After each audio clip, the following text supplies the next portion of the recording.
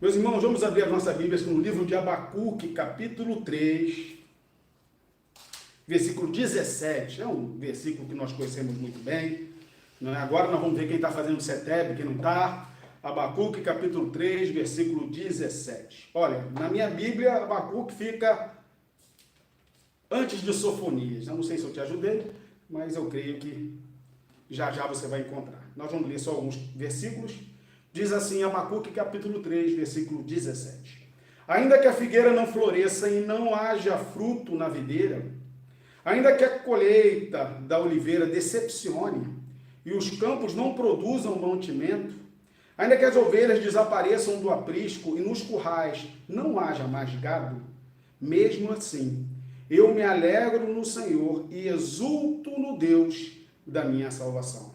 O Senhor Deus é a minha fortaleza. Ele dá aos meus pés a ligeireza da corça e me faz andar nas minhas alturas. Amém. Vamos orar. Senhor amado, fala aos nossos corações, ó Deus, através da Tua palavra. Pai amado, nos fortalecendo, nos encorajando.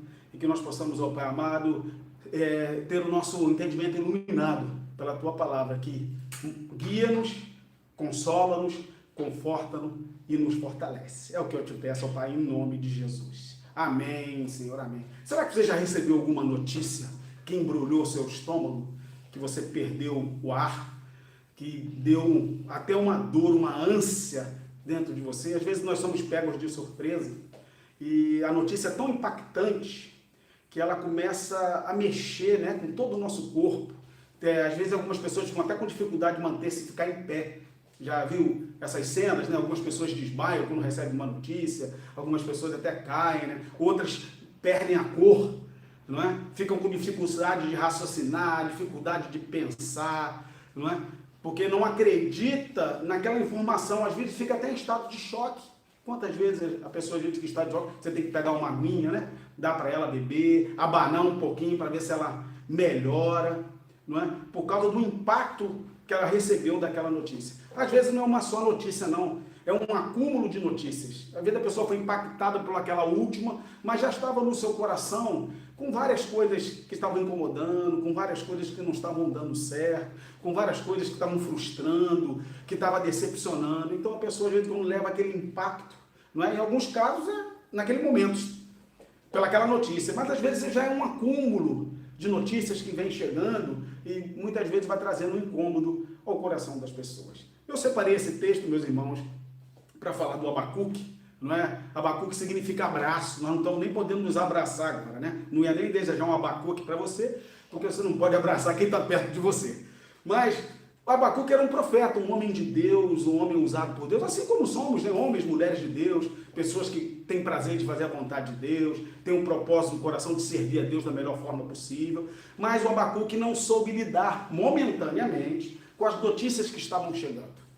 Olha, a situação, meus irmãos, de Israel era dramática. Estava tendo corrupção, violência, crimes, injustiças, pobreza, as coisas estavam indo de mal a pior, ninguém sabia direito o que as coisas estavam, da forma que elas estavam acontecendo, cada dia o futuro parecia mais incerto, as pessoas estavam se sentindo inseguras, enfrentando situações que não sabiam como lidar com elas. Você já passou por momentos assim? Talvez seja um momento que a gente esteja passando, né?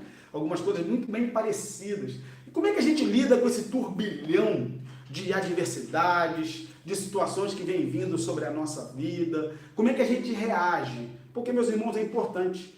As nossas reações, muitas vezes, vão determinar como as coisas vão seguir na nossa vida. As nossas reações vão determinar como a gente vai ter na nossa vida uma direção. Deixa eu falar sobre as reações do Abacuque, porque a princípio elas não foram as melhores e às vezes elas são muito parecidas com a nossa. A primeira reação do Abacuque foi se deprimir. Ele começou a ficar angustiado com as informações que chegavam, não é? Ele começou a deixar que aquilo entregasse o seu coração um desânimo completo, não é? Você já entrou num momento assim de desânimo, de tristeza, não é? E isso alcançou o coração daquele profeta. Ele não conseguia reagir bem, ele estava sem vontade de lutar, sem vontade de levantar, se entregando à angústia, à desesperança, né, uma espécie de momento crítico, e ele até mesmo diz, até quando, Senhor, eu clamarei, tu não me escutarás? Até quando, Senhor, essas coisas vão continuar do jeito que estão? E aquilo inundava o seu coração, aquilo apertava o seu coração, e ele, em primeiro momento, se entristeceu. Deixou que essa angústia tomasse conta do seu coração. Mas ele teve um outro tipo de reação logo em seguida. Ao invés de ele, nesse momento de crise, buscar a Deus, de depressão, de angústia, não. Ele pulou desse momento para um outro momento. A gente consegue perceber isso no movimento do livro de Abacuque. Ele começou a ficar revoltado. Você já ficou revoltado? Já teve uns desejos no teu coração assim de, se algumas coisas acontecessem lá no Congresso, se alguma coisa acontecesse com algumas pessoas. Você já teve esse desejo assim de revolta, não é, de querer chutar o pau da barraca? Eu acho que esse sentimento, como deu no coração de um profeta, de um homem de Deus, às vezes ele pode bater na nossa porta. E às vezes ele bate. A gente lidar com a injustiça, quando a gente tem que lidar com um momento difícil, quando a gente vê que as coisas estão erradas à nossa volta e a gente deixa que aquilo inflame o nosso coração, a gente, eu vou tomar uma atitude, é hoje que as coisas vão mudar. Quantas vezes esse sentimento entra no coração da gente? Às vezes, em vez de se entregar à passividade, não é que ele estava naquele momento, ele reagiu num caminho de revolta. Por que o Senhor está permitindo isso está acontecendo? Por que as coisas estão assim? Por que minha família está passando por isso? Por que dessas lutas? Ele inflamou o seu coração com tudo aquilo que ele estava passando. Às vezes, meu irmão, minha irmã, essa queixa, essa reclamação, essa revolta é um pedido de ajuda. O problema é que às vezes a gente não percebe que essa revolta, esses ataques rompantes que às vezes dá no nosso coração, que a gente quer mudar o mundo, mudar todo mundo e querer que as coisas aconteçam do nosso jeito, não é? Às vezes as pessoas à volta não percebem que é um pedido de socorro, é um pedido de ajuda. É bom ter gente nessa hora para dizer, calma, se aquiete, espera um pouquinho, não sai aí fazendo tudo aquilo que você quer fazer, não. Pensa 2, 3 vezes antes, aquiete seu coração, lembra, você é filho de Deus. Não é qualquer coisa que você pode estar envolvido, não é? Conta até 10. Quando você não der até 10, conta até 50, porque tem gente que precisa aumentar a quantidade que conta.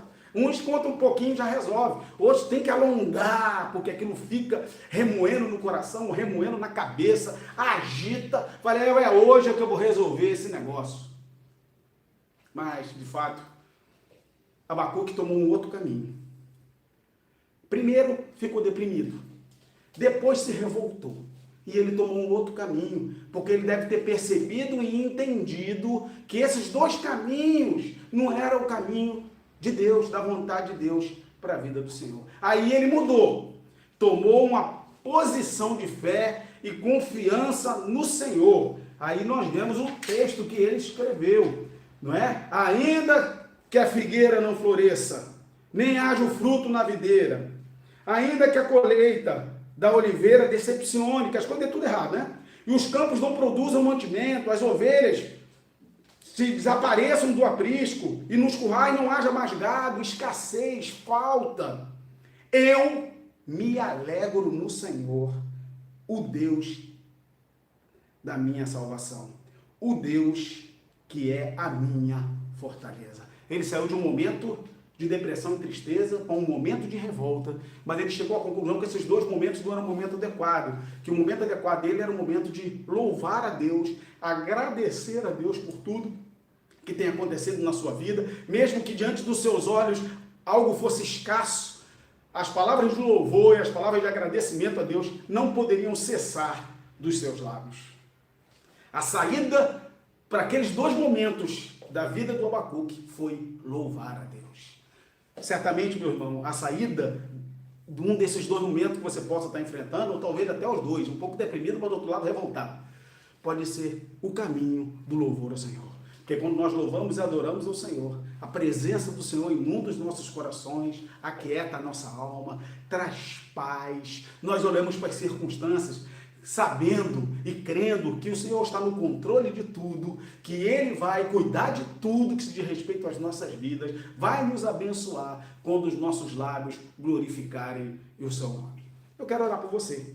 Talvez você possa estar num desses dois estágios aí que estava o nosso irmão Abacuque. Em primeiro momento, deprimido, entristecido, reclamando com Deus. Senhor, até quando as coisas não vão mudar?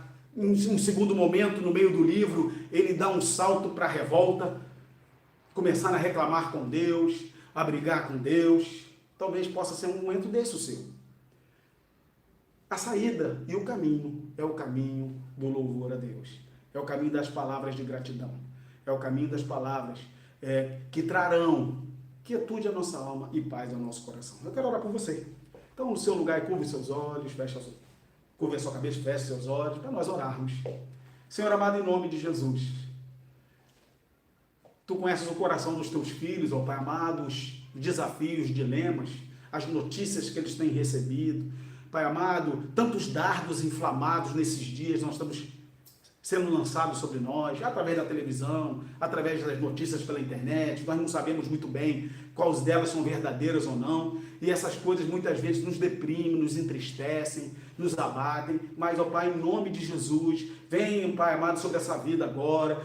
Toca, Pai amado, traz paz, traz consolo, conforto, trabalha nessa mente, ó Pai amado. Aqueles também, ó Deus, que às vezes se sentem revoltados com situações na sua própria vida, por ficar às vezes muito tempo dentro de casa esses dias, se revoltam, querem tomar atitudes sem pensar. Aquieta esses corações, ó Deus.